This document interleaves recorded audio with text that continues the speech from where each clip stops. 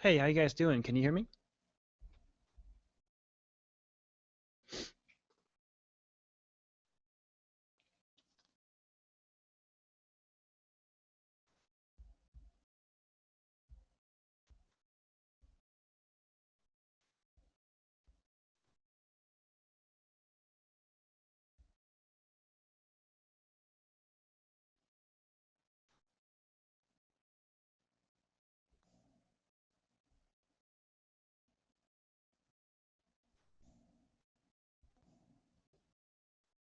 Hey guys, how's everyone doing tonight?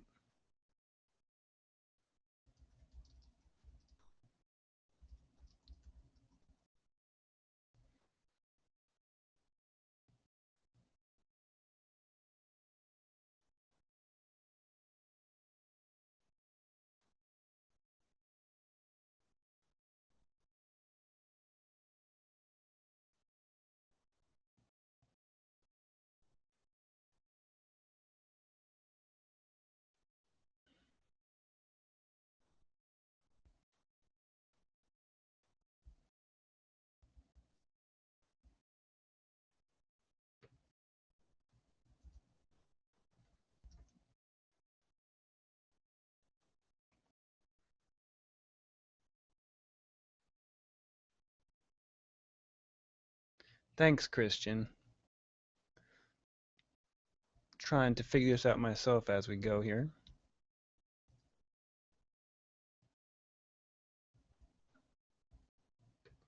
Let's see, it looks like there's two of you guys in here right now. We'll maybe wait a couple more minutes just to see if someone else shows up.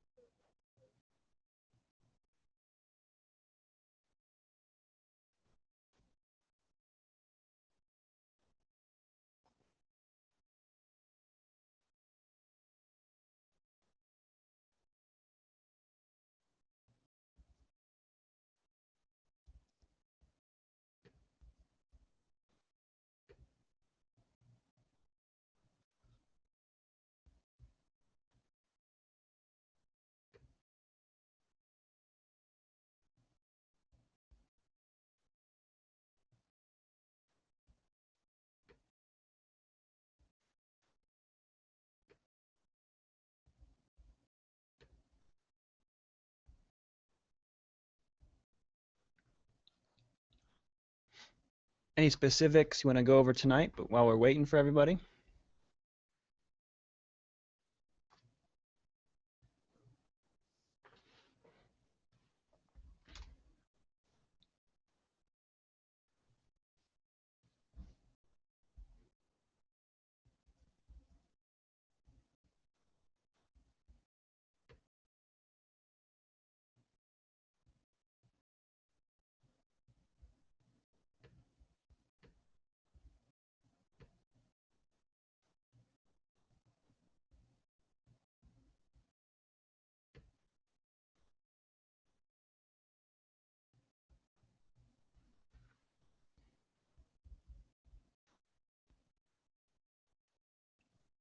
No? All right, let's get started.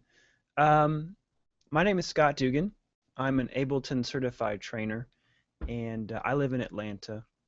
And tonight, we're going to go over how to use Ableton Live as a keyboard player, how to use it on stage to host soft synths, and how to make sounds, and how to use a keyboard and live as your instrument. So I've done this once before, and we'll probably just go over the same thing that I was going over earlier. If you joined us in the previous webinar about using Ableton as a software controller or a soft synth host, and if you haven't seen that one, this will be great for you. And if you have, we'll get to some questions later on as well, and I'll answer as many as we can. I hope to make this anywhere from 20 to 30, 45 minutes, something like that. And and I'll open it up again, open it up for questions towards the end. So today, the first thing I want to go over is my setup, and hopefully that'll bring about some questions and some discussion. Make sure you leave a comment in the comment section. I can read those. That's where you can put some questions, and I'll hit as many as I can as we go. So here we go. Ableton Live. We'll start kind of at the beginning for those of you who may not be very familiar with Live. Live has two different views.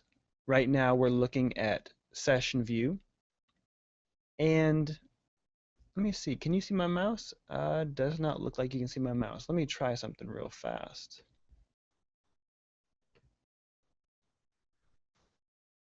I'll be right back with the screen share.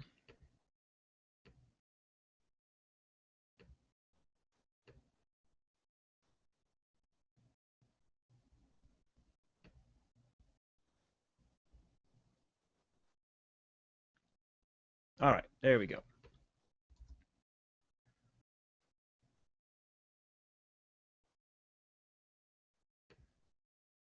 Okay.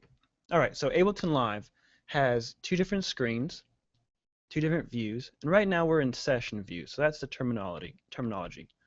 I remember session view by being scenes, and arrangement view by going across. So A for across, arrangement view, and session view S for scenes. You can also maybe say cells, even though it doesn't start with an S. So I usually work in session view whenever I'm on stage performing. This allows me to launch my tracks or my clips and also use Live to host my soft synths.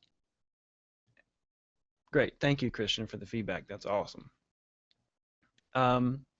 So first thing that we need to do is pull up some soft synths or some kind of sound to host. So first thing I want to do is go into my browser. Let's just use some factory default instruments, and then we can go into some third parties, or maybe we'll use them together. So we'll go into instruments, go to an instrument rack, and in a worship setting, we are usually playing some kind of piano sound, whether that be a Rhodes or piano or whirly, some organ, something like that. And then always we're going to be playing some kind of pad or background sound. So let's go after the background sound right now. So I'm going to go under pad, maybe go to, let's do a nice space pad. I'm going to drop that on to a MIDI track. Now in order to play this sound, we do have to check routing and check a couple different setup places. The first thing we need to do is make sure that our MIDI controller is set up to work with Live. To do that, we can go into Preferences, go to the MIDI tab, and here we should see any type of MIDI controller that's plugged in. If you don't see that MIDI controller here, something's wrong. It could be, obviously not plugged in, or some type of driver isn't installed. So as you can see, I have a couple things plugged in here, and what I'll be using today is the push, and that's right here. So in order to play notes, C sharp, D, F, etc., and have those trigger sounds in Live, we need to have track turned on. All right? In order to control parameters, so if we want to, for example, map a fader to change our filter frequency in this instrument rack, we need to turn on remote. So as a general rule of thumb, if you're using a MIDI controller, just turn on track and turn on remote on the input here. All right, so preferences is set up great. Next, we need to go to the I/O section. And we can show that section by clicking on the I/O in the bottom right here. So now we can see the in and outs of each track. Now here's where we specify how Ableton I like to say listens for MIDI information. Right now, it's accepting MIDI from every single source, so all ins. We can specify specifically which MIDI controller to accept MIDI from. So for example, if I had two different controllers, I can specify, pad sound comes from this controller, and my piano sound comes from the other controller. Or if you only have one, we can leave it on all ins. Next, we have the monitor section. And this determines how, again, MIDI is monitored or listened to. This also has a lot to do with recording. If I was recording, I would set it to auto and then arm the track when I want to record and disarm the track when I want to listen to what I recorded. Now, we're not doing any recording when we play live on stage, so we don't want to arm the track every time we want to play something on this track. So let's turn that off and set monitor mode to in. This way, no matter if this track is armed or not armed, it will always be accepting MIDI and listening for MIDI. Below that, we can route the audio to somewhere. Now this is where, depending on if you're using an external audio interface or just your computer headphones, the headphone output, this is where we can kind of change that. So if you're using just your 1/8" output of your computer, we can set it to master output, and it will come out of your speakers, or you plug in the 1/4 or 1/8", and that's where it'll come out. If you're using an external audio interface, we can select external out and then specify which output on that interface we want to use. And again, if we jump back into preferences and under the audio tab, this is where we specify an audio interface.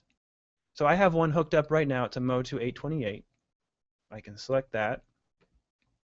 And now under external out, I have all the outputs on that interface.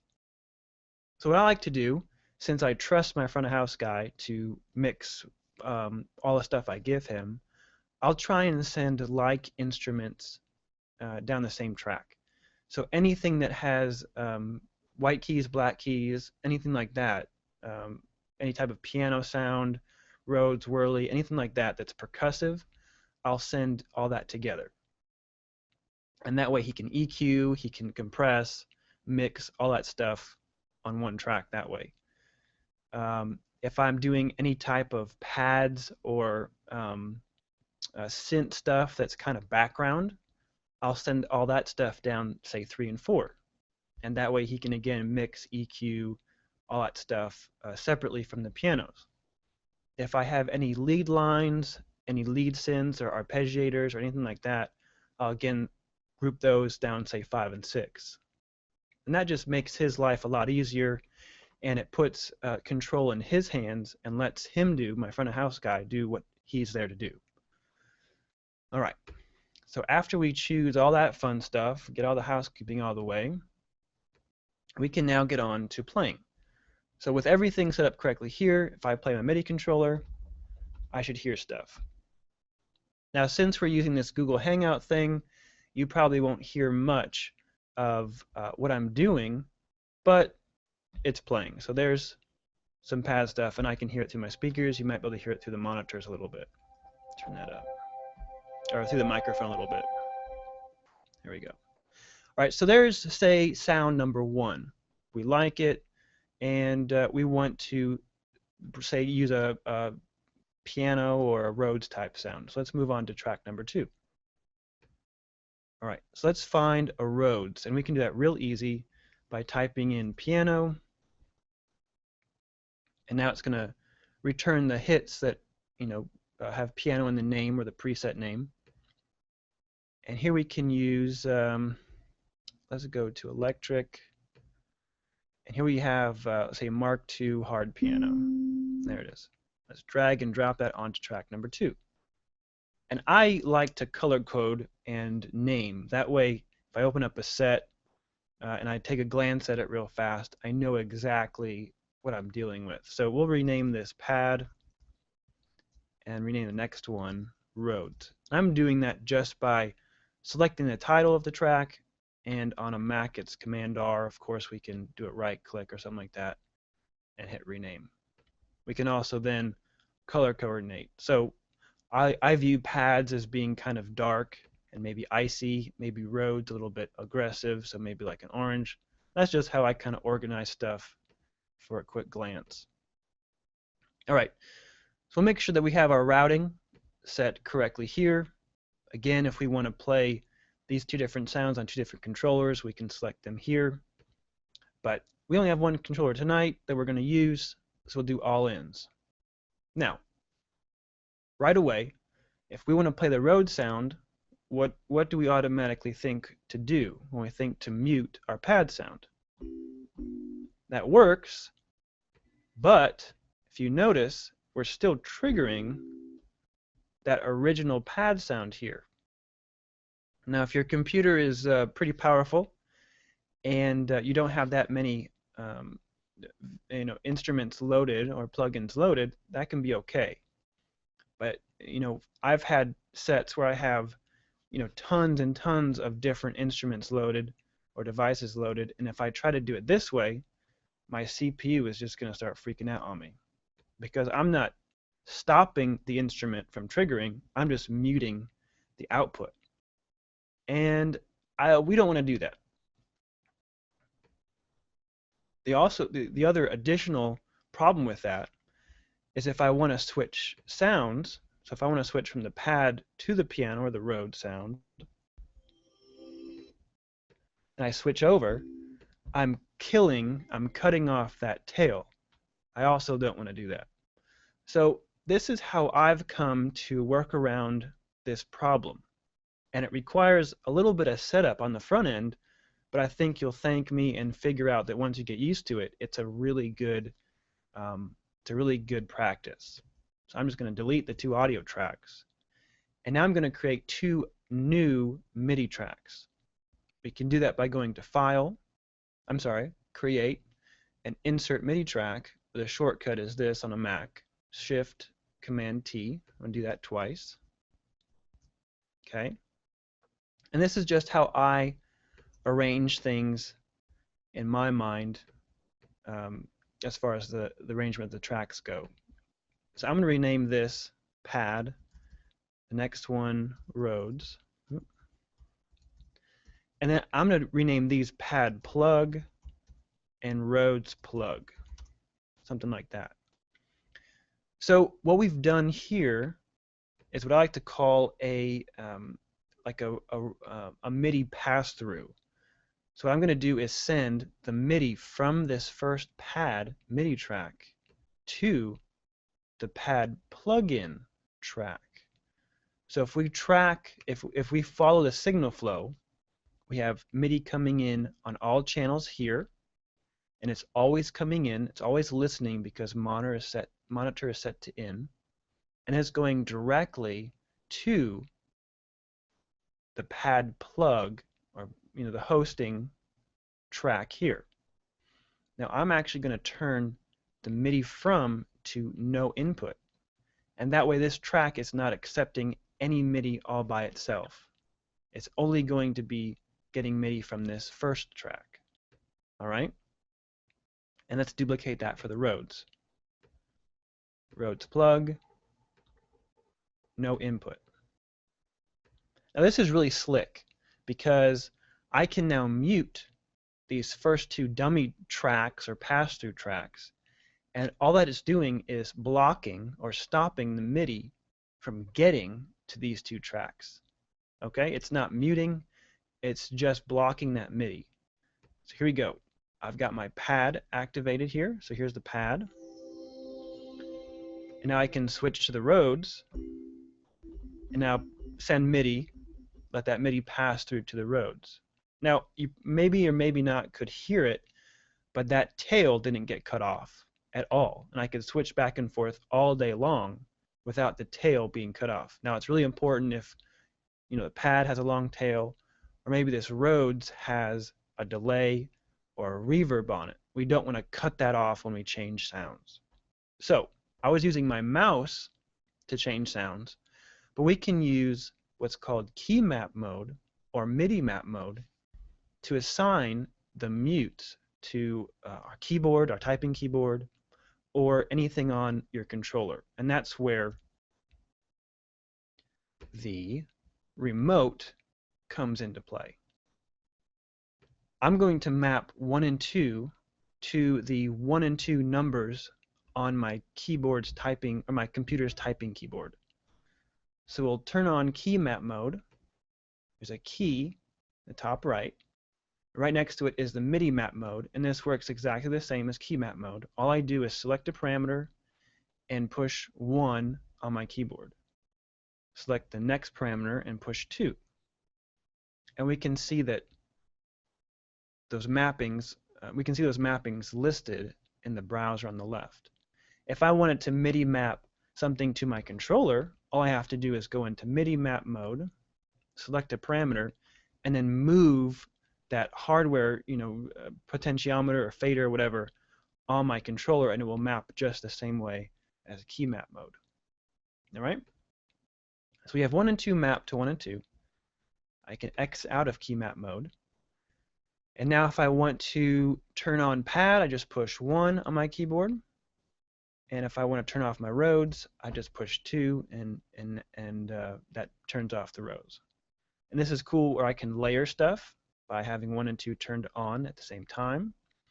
And I can also do a really cool, I would like to call it a sustain pedal hack, if you will. So if I play a chord with my fingers and I stomp down on my sustain pedal, and without letting go of the sustain pedal, I turn off track number 1. Well, that MIDI off signal, the sustain off MIDI signal, will not reach that plugin. So let me give you an example. Actually, my sustain pedal is not connected right now. But it will continue that output until I turn the track back on and stomp the sustain pedal to give it the sustain off message, which is really cool because I can hit a chord, maybe a 1-5, and sustain that indefinitely, and then switch over and play Rhodes or whatever I want to do. I can create that drone or that bass underneath. And that allows me to kind of, if it's an ARP, I can start an arpeggiator, or if it's, some kind of background noise, and it allows me to, trigger multiple things at a different time. All right. So, any questions thus far? There's a little bit of a delay. I think it's about maybe a 30-second delay. But again, if you have any questions, please type them into the comment section. I can read them and answer them. But if not, we can keep on going.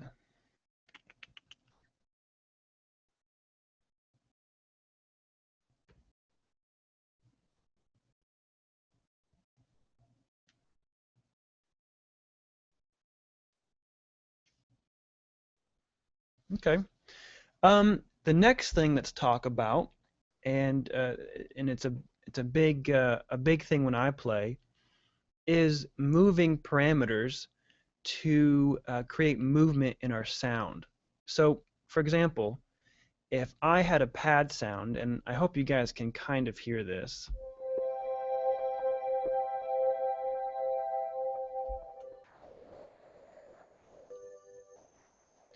It's a cool sound, but I want to control the sound even more. I want to maybe add reverb. I want to maybe put a low pass filter on it, something like that. Send it to delay, stuff like that. And to do that, I want to use what Ableton calls an instrument rack. Now, bear with me. This preset is already an instrument rack. So we have some controls here, but let's pretend that this is just a normal device without anything after it. So we'll just kind of fold this up a little bit. like that, okay? And I want to add a low pass to this sound. We'll go into Audio Effects, go to Auto Filter, okay? And now a low pass is just an effect, it's an EQ effect that allows the low frequencies to pass through. And I can change the cutoff frequency. So now with it all the way down, we probably won't hear anything. And I can open that low pass up.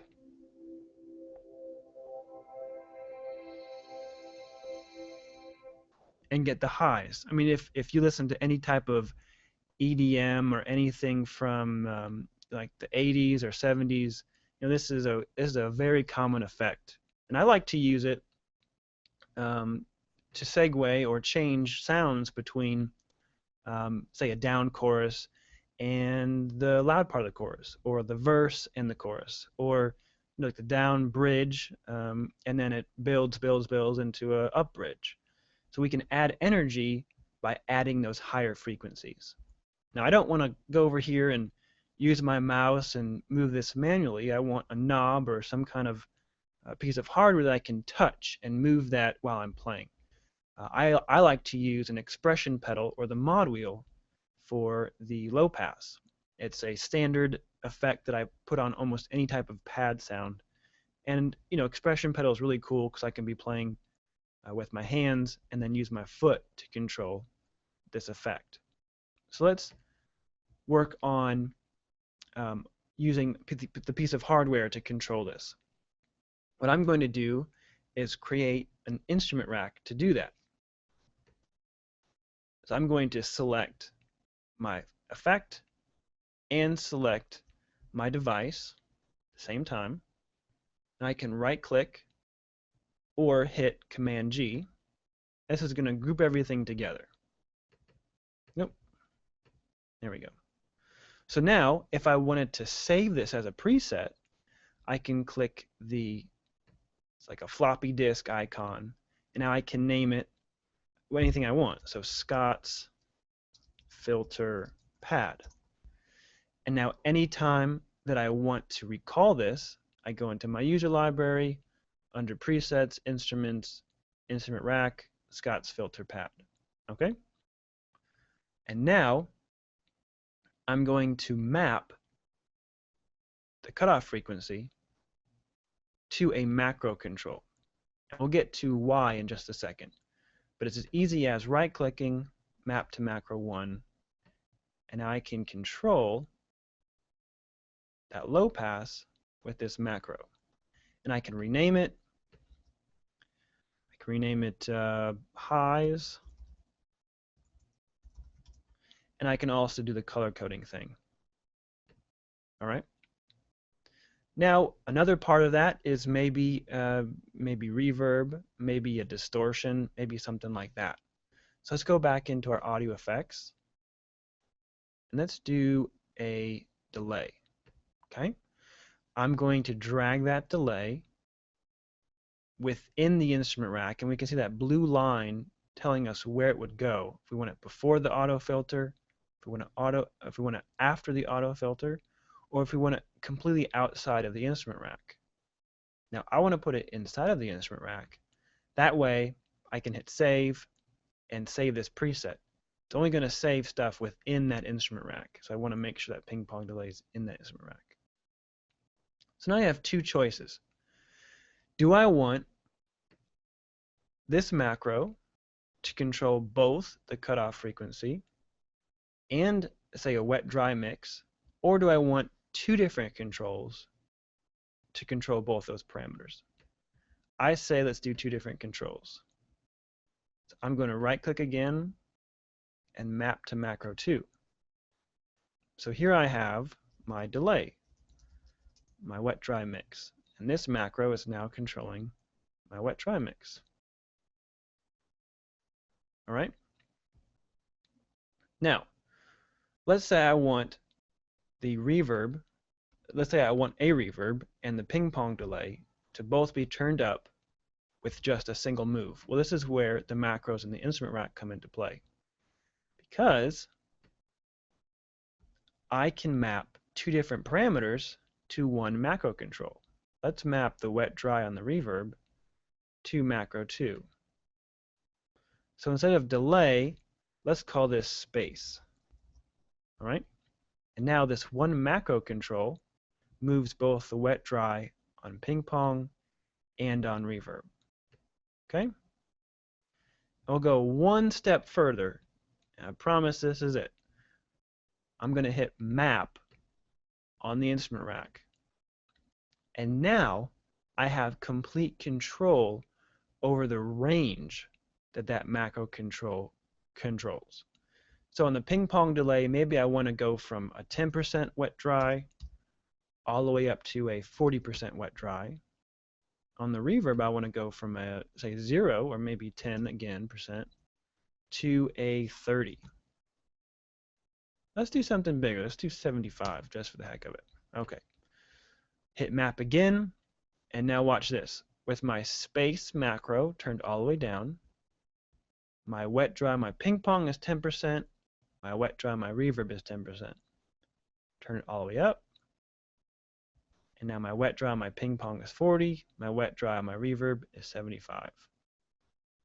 So using instrument racks, we can control many parameters, and we can also fold this down and not look at this long list of devices. We can just look at our 8 different macro controls. And now, if you do have a MIDI controller that we want to use again to touch our knobs instead of using our mouse, we can go into Midi Map Mode. I can click on the parameter I want to control and then move whatever potentiometer or fader I want to use. So for example, I can use this one here. Okay, go out of Midi Map Mode. And now my controller is changing the space. There we go. Undoing it is as simple as going back into Midi Map Mode, selecting the parameter, and hitting delete. So we can undo it just that easily. So that's a little bit of using live as an instrument to control our sounds and to start building our sound design, start doing sound design and stuff like that. So I don't see any questions yet. Again, please, if you're just joining us, make sure you leave a comment, ask questions, and we can start going over those now. I wanted to leave about half an hour for answering questions if there were any. How are you guys doing? Is this all new stuff to you? Is this old stuff to you? Is it making sense? Is it way over your head? Do I need to go over something again? Just please let me know. And I'm used to having feedback from the audience, so this is just a little bit weird for me, but hopefully it's good information for you guys and you can use it. Next, we can talk about presets maybe, or we could talk about, let's see, we could talk about layering sounds. Let's do presets real fast. And I know for keyboard players, we'd like to recall and pull in some sounds. And we can also talk about third parties. So let's start with presets. We talked about earlier that the floppy disk icon is how we save presets. And I just want to go over how they're organized within Live. This browser can be a little bit daunting and it can be a little bit confusing. So let's talk about the user library. Well, actually, let's back up. Let's talk about the factory default library. Under categories, we have everything broken down into obviously categories. We have instruments, anything that can make a sound when we send it MIDI information. Audio effects, plain and simple. MIDI effects. Check this out if you haven't. It's really cool and really powerful. We have an arpeggiator, really cool, really powerful.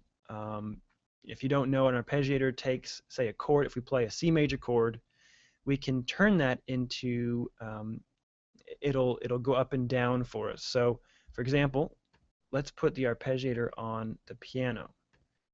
And now we can make the we can make the arpeggiator outline that chord that we're playing for us. So this is with the arpeggiator off. We have a simple C major chord. Okay, turn it on, and now it's going to do an outline of that chord for us in time. Okay, we can change up and down, up only, down only, and then there's a bunch of different things in between. Change the rate, change how long those notes are, so we can make them really short,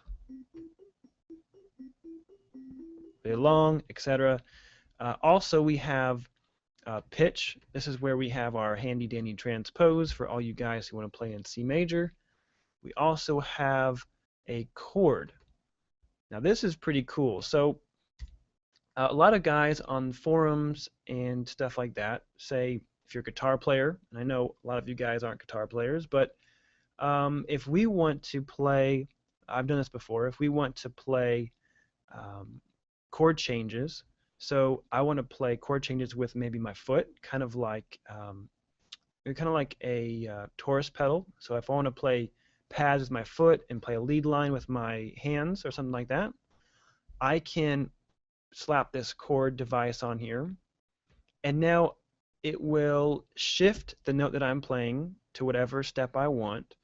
So if I want to play a C major, whenever I play the note C, I want to play a C major chord, I can make the first note the root, make the second note then E, which is what, 1, 2, 3, 4 half steps up, and make the third note the E, or the G, which is 7, 5, 6, 7, was it 5, 1, 2, 3, 4, 5, 6, 7 up. Yeah, I was right. So now playing a C gives me the C major chord. And I just thought you want to know it. It's a freebie. So that's MIDI effects.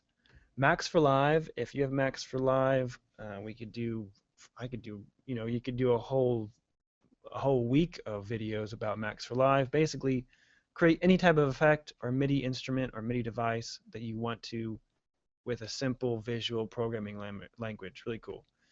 Under plugins, we have all our third parties. Okay, so under audio units, we have all our third parties. VSTs, you can choose to use VSTs or audio units, whatever you want to do. Okay, so back to user law, or we're doing presets. Sorry about that. You'll see that under every single device, we have devices: the analog device, the collision device, the operator device. We have presets, and they're subgrouped, so they're grouped into type. So under pad, we have presets. So these are the presets for operator. Okay, so that's where you get to the presets that ship with Live. If we make a preset, it'll always go to user library by default. This might be closed up. So obviously a preset's going to be under presets, and then it's going to be subcategorized as well. So if we have a ping pong delay, when we save a preset for a ping pong delay, it'll go under audio effects and then under ping pong delay. But since we grouped everything into one of those instrument racks, it's going to be under instruments and then instrument rack. And here it is, my Scott's filter pad. Now we can drag and drop and create new folders all day long. So if I want this at the very, very top level, I can drag and drop it all the way up to the top level of this menu. Oh, did I do it right? Let's see. I don't know where it went. So let's use the search bar. Scott's. Oh, did it disappear on me? There it is. Okay. So we can drag this all the way up. Maybe that's as high as it'll go. Let's see. So there it is, under presets. Let's see if that's as high as it'll go. Yeah, that's as high as it'll go under presets. So we can create folders.